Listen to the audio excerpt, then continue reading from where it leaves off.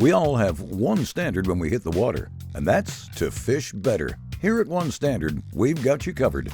On today's episode, Jeremy has migrated south for the winter down to the Lone Star State on the hunt for big old crappie. But as it turns out, of all the days he could have picked to visit Texas, winter decided to tag along. So we're taking advantage of today's weather and showing you how you can still utilize your One Standard products when fishing in less than ideal conditions.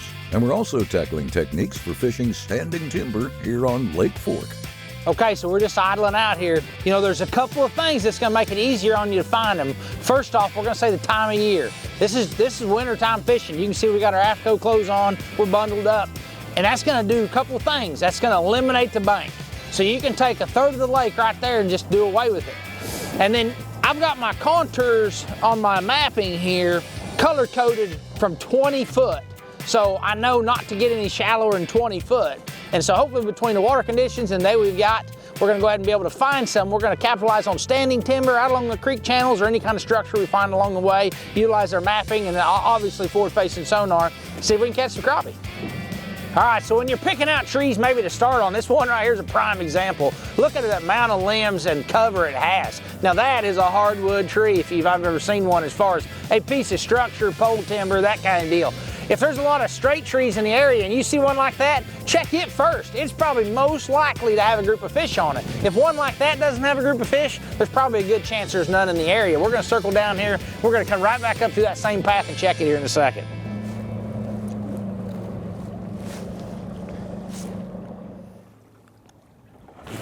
There we go. Now that acts like a really nice suspended crappie there. It is too. Man. Get on up here, big boy. Probably shouldn't swing them quite that big, but we did her anyways. Well, welcome to Texas, because that's what they look like down here. Holy cow, look at the size of that thing. Now that is a big old fish. Let me spot lock this trolling motor and look at this thing. I mean, we've got some big ones in Missouri, but as far as a crappie goes, I mean, that is a good one. Look at there. 275 on a dock shooter head. You know, a lot of times in the standing timber, I like to throw that dock shooter head. It's gonna give you a little bit different look as far as letting that bait glide by, because the line tie is more on the front of it, you know. So right there, 275 in the cricket color. And I mean, now that is about as good a crappie. I mean, look at that thing right there. That's what you come to Texas for. In the springtime, ain't no telling what that bad boy right there would weigh. But we're gonna let him go and catch us another one. Being the expert outdoorsman that Jeremy is, it didn't take him long to recognize that due to the choppiness of the water and the high winds, he needed to throw something a little heavier than the 1/8 ounce bait head. Let's see what kind of moves he makes to get the baits to the crappie quicker. Get it, old boy. Atta boy, way to play the game. I like it when they decide they want to play the game right. Old big free floater out here. Oh yeah, look here, old boy. Woohoo!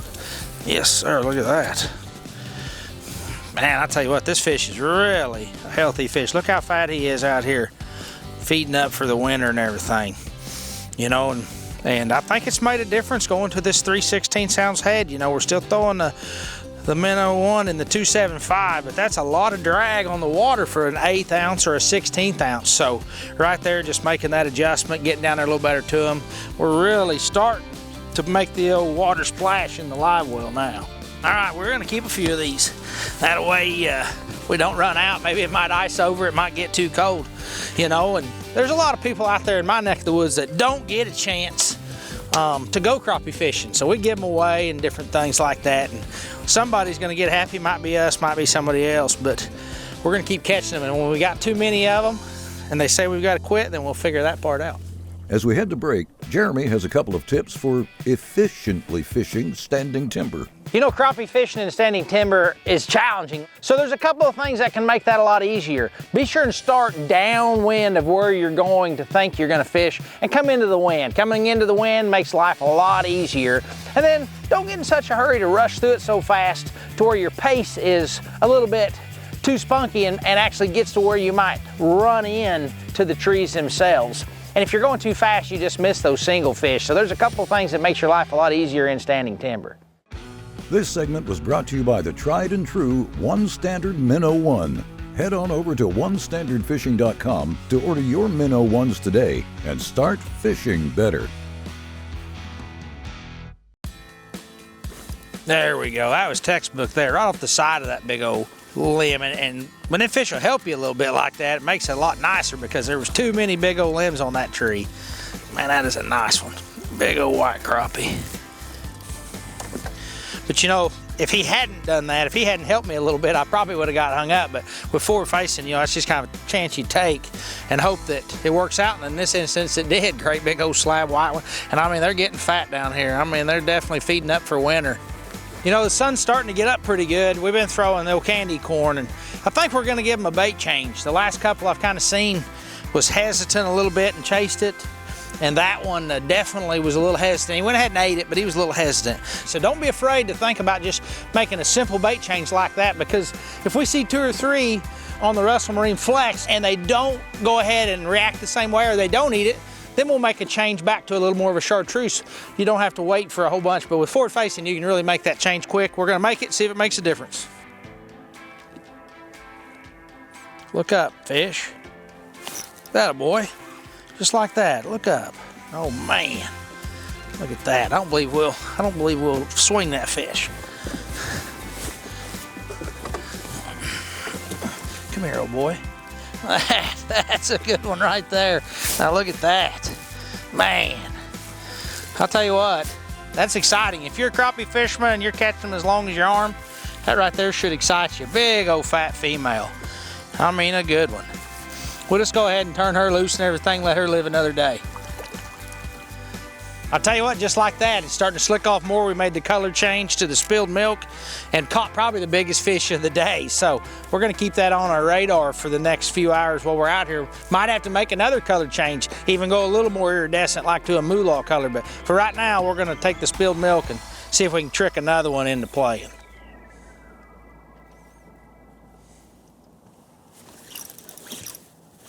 Got that one to go ahead and commit to it. Feels like a really good one too. Well, it is too. There's one of them old Texas black ones there. Get up in here. Oh boy, probably a little bit too big to be swinging. Look at how fat that fish is. I mean, that is a big old fat black one. Choked it.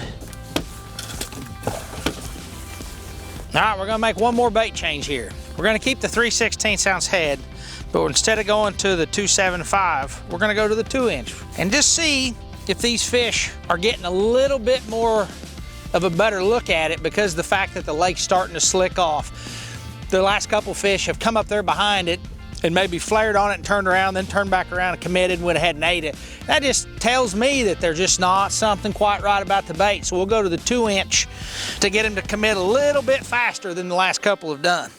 While Jeremy makes yet another bait change, let's take a moment to learn more about One Standard's mission within the crappie world and what they've done to develop baits and jig heads that give everyday crappie fishermen a system they can rely on all year long. So on a lot of our shows, you're gonna see One Standard be a big player. We wanted to make sure we had a bait we could catch fish on 12 months a year in some sort of situation somewhere in the country. Will they eat a 2-inch 12 months a year? Absolutely. Will they eat it in clean water and dirty water? Absolutely. But there's also better times to throw the 275, whether it's dirtier water, hotter months. But all in all, I think between the 275 minnow 1, the 2-inch minnow 1, and the swimmer 1, you've got a bait combination that you can use 12 months a year anywhere in the U.S. But if I had one to go into battle with, it would definitely be the 2-inch minnow 1. This segment of One Standard Fishing with Jeremy Lawyer was brought to you by Pro Guide Batteries, power perfected since 1980.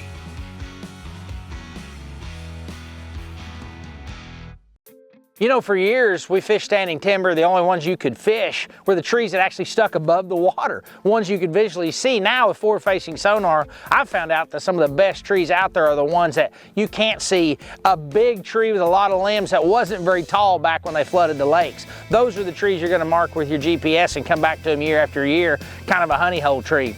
But with forward-facing sonar, you can fish all the trees now. And it's really made it a lot better as far as being able to efficiently go through a group of trees and catch all the fish at any given time on the water, rather than just going every so far to a tree that you can see.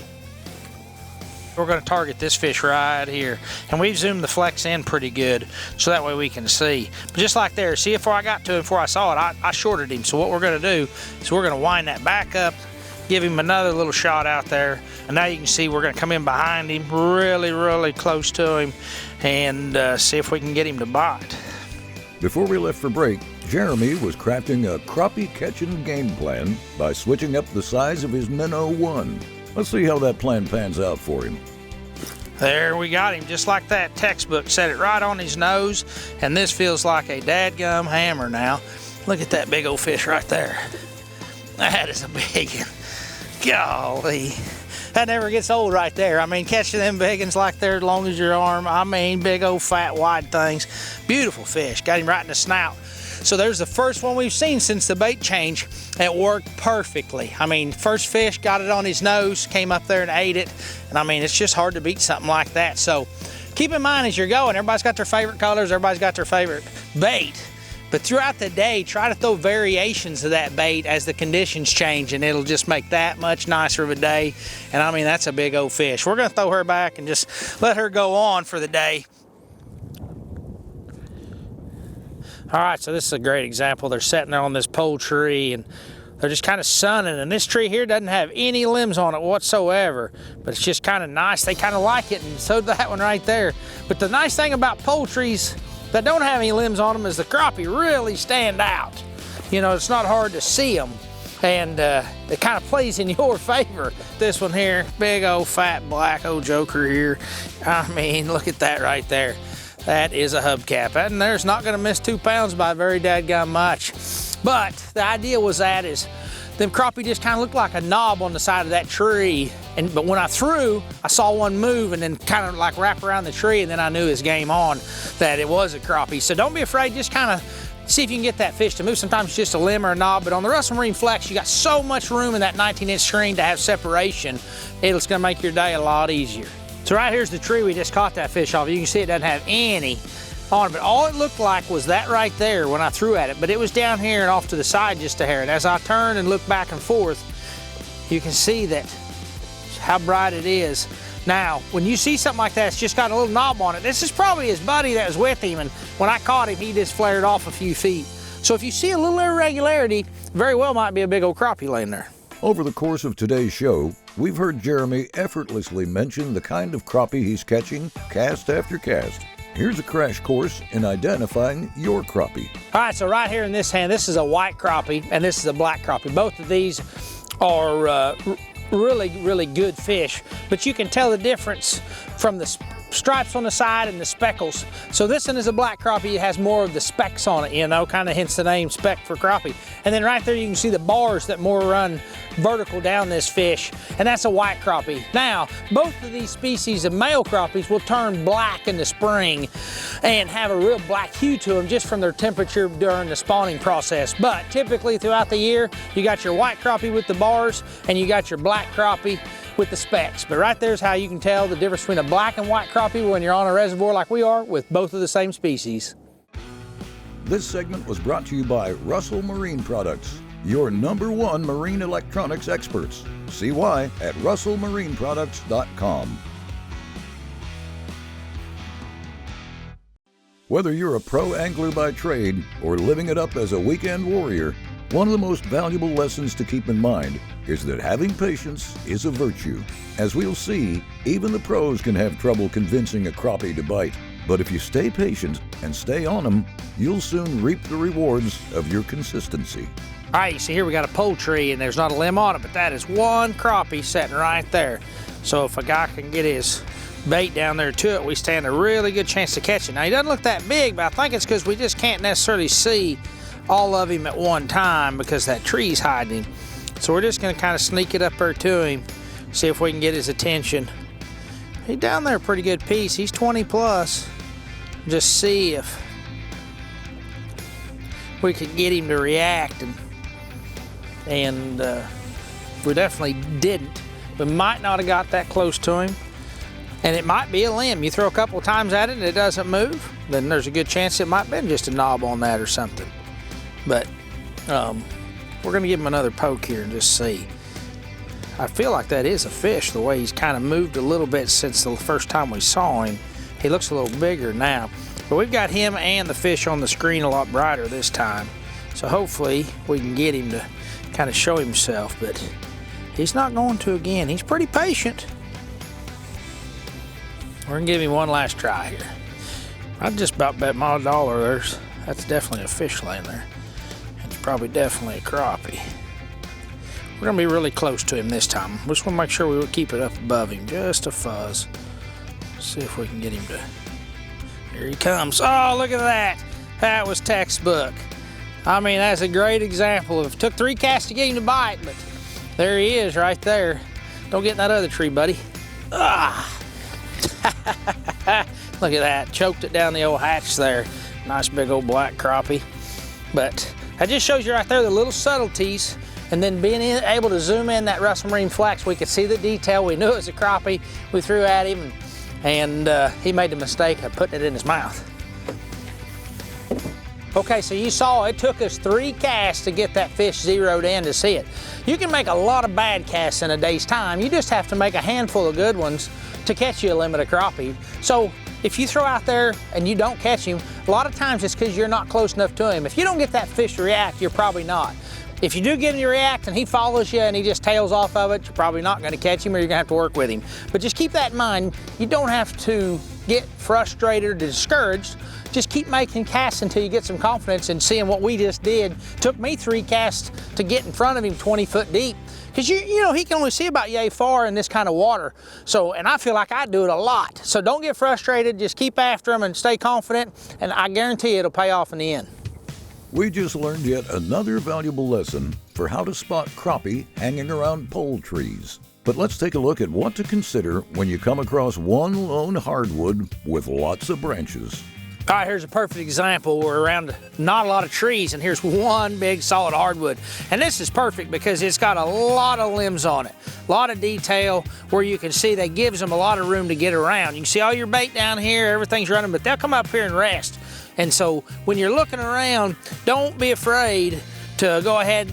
This tree right here might not have fish in it right now. Mark it with your GPS, come back and check it another day. Because this is the kind of tree that might hold a whole group of crappie, or be one of those trees for the next 20 years that you can just come here and catch you 2 or 3 of them hammers out of. This is what you come to Texas for right here.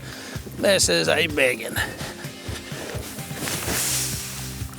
Golly, look at the size of that tank right there. That is a hammer black crappie. I mean, a big one. He's got the old minnow one choke down in his gullet. Golly. Well, if you could hook them all like that, you'd never lose one. Grab my Spro pliers here and get it. Golly. Now look at that. That is unbelievable good. I mean, just a big old fat Magnum black crappie, probably 15 inches long and fatter than a tick. Man, that makes it right there well worth the trip. I'm gonna tell you what, if you guys like today's show and everything, be sure and check us out on our social media channels. You can follow me at Jeremy Lawyer Fishing, One Standard Fishing, and then all of our YouTube stuff at One Standard Fishing. But we're gonna end it right there with that one. I couldn't think of a better way to do it. That big old Texas-sized crappie is certainly an excellent way to end the day. Before we head back to shore, here's Jeremy's takeaway tips for fishing standing timber. So as you get into standing timber, don't be intimidated by the fact that you might get hung up. You know, fire it in there, because the fact you can see it on forward-facing sonar, walk it over the limbs, keep it above wherever the brush is, and then drop it on the fish, or try to figure out a way that you can maneuver that jig to where your fish is to present it to him. But one thing you gotta always do is keep it above him as well. So as you bring it over the limbs, you're finessing it through the trunks of the trees, whatever it might be, and when you kill it, when it does get close to him, never let it go below that fish's 90-degree horizontal path, because once it does that, it's game over. You gotta keep it above him. But that right there is probably the 2 things I took away from standing timber fishing, was the fact that I could keep from losing so many jigs, because typically in the past you lose them by the dozen. Forward-facing sonars change that, and then secondly, you can keep your jig exactly above where that fish needs to be, so he can approach it from the bottom. That's how he wants to approach it as a predator, and it looks so natural. we sincerely hope you've enjoyed learning about every tip, trick, and insider secret we've shared to help you catch those crappie. And most importantly, always remember that no matter if you're chasing crappies in the early spring months, enjoying a gorgeous fall fishing day, or roughing out the rigid cold of winter, we've got you covered 12 months out of the year here at One Standard. All right, Jeremy, if we could reel in one more bite of wisdom from you, what would you tell us is your favorite, absolute favorite aspect of crappie fishing? I like everything about crappie, from right down to where they tick your line and the way it feels to where they taste with tartar sauce on them when they're going down the hatch. You know, if you like the content that you've been watching and you'd like to have a personal trip with me at my guide service, reach out to my social media channels at Jeremy Lawyer Fishing. You can go to jeremylawyerfishing.com and we'll book a trip somewhere in the Midwest and you can get your own One Standard experience.